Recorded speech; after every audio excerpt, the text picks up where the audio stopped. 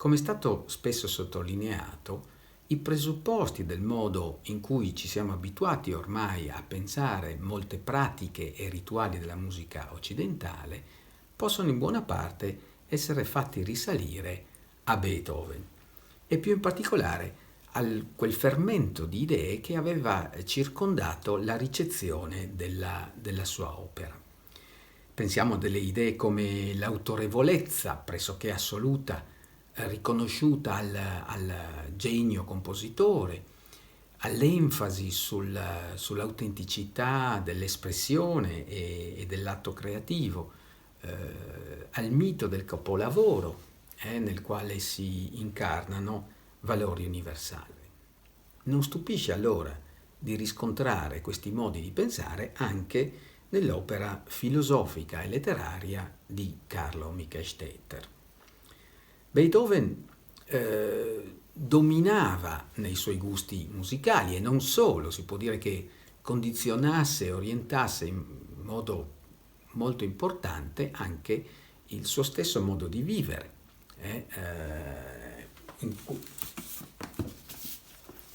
In questo periodo, diceva in una lettera all'amico Enrico Breule del 1909, invece di fare la tesi ho imparato a conoscere Cristo e Beethoven e le altre cose mi sono impallidite. Ecco, ma in che cosa consisteva questa conoscenza?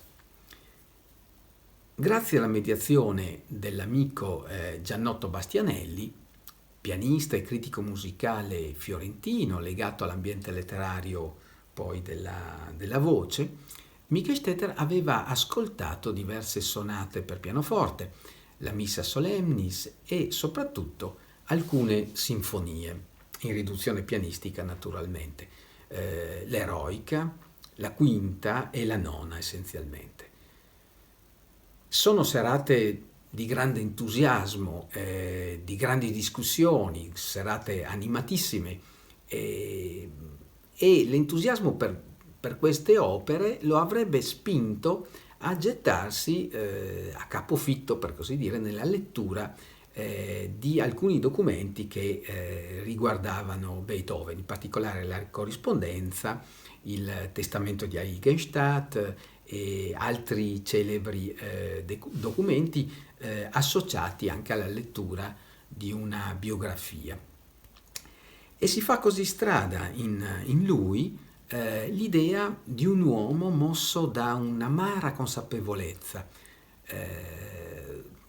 Ricordiamo appunto la sofferenza per la sordità, ma in grado di raggiungere attraverso una tenace affermazione della sua energia creativa l'espressione dei più elevati valori etici.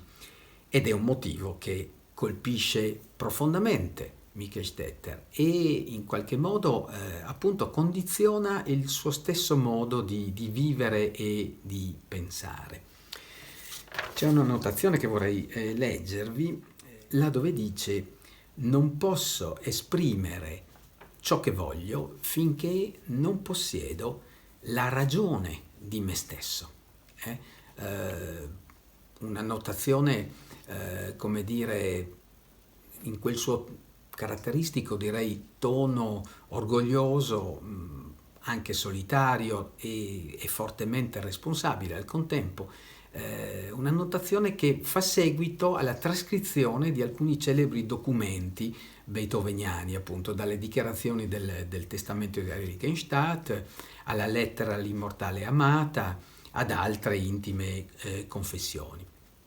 La musica di Beethoven sembrava incarnare a Michael Stetter una tensione verso la verità, non meno essenziale di quella che aveva percepito nelle grandi filosofie, a cominciare naturalmente dalla filosofia dei dialoghi platonici.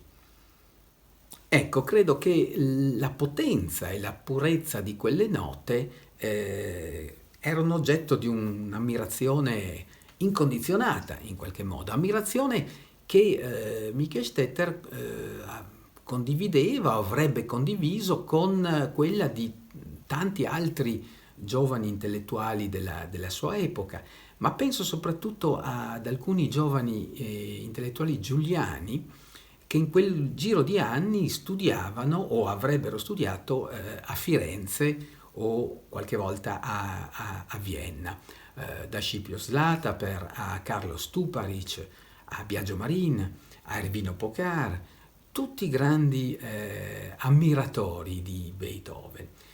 Ecco perché questa centralità, questo mito, questa figura così imponente, così importante. Credo che questa centralità vada considerata in relazione a un fondamentale ripensamento dello spirito della tragedia. È un ripensamento che questi intellettuali, e Mikkelstetter senz'altro in primo luogo, conducevano in un senso eminentemente, direi, antiromantico, o anzi piuttosto antidecadente. Ecco, a questo motivo si collega l'espressione di un entusiasmo irrefrenabile per queste note così presenti, così antidecadenti.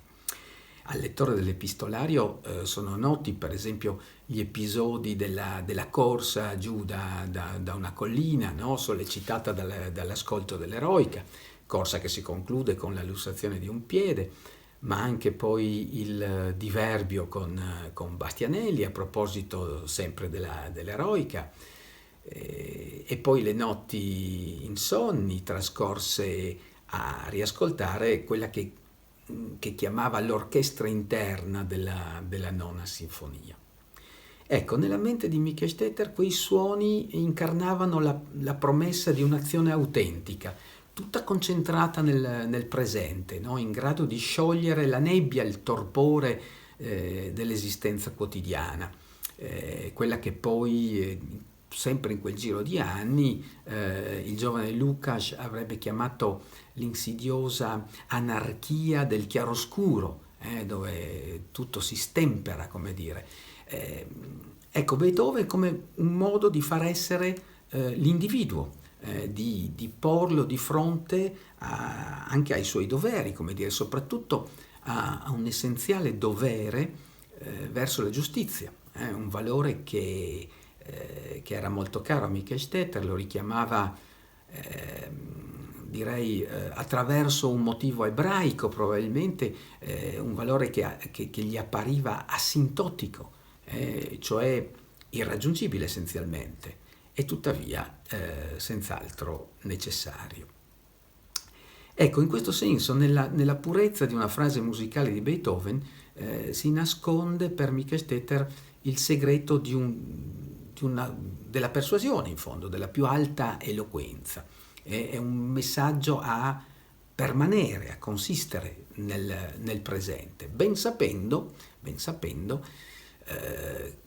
che quella stessa voce, come dire così, carica di emozione, così autentica, finirà quasi inevitabilmente per essere fraintesa o ancora peggio per essere sfruttata dalla macchina retorica. Pensiamo a quanto si sarebbe poi sfruttato Beethoven e tutte le sue melodie e tutti i suoi gesti musicali così autentici e così come dire, profondi.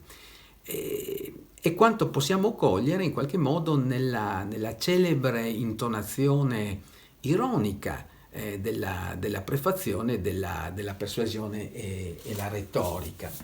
Questo passo celebre che voglio leggervi per concludere questo breve intervento.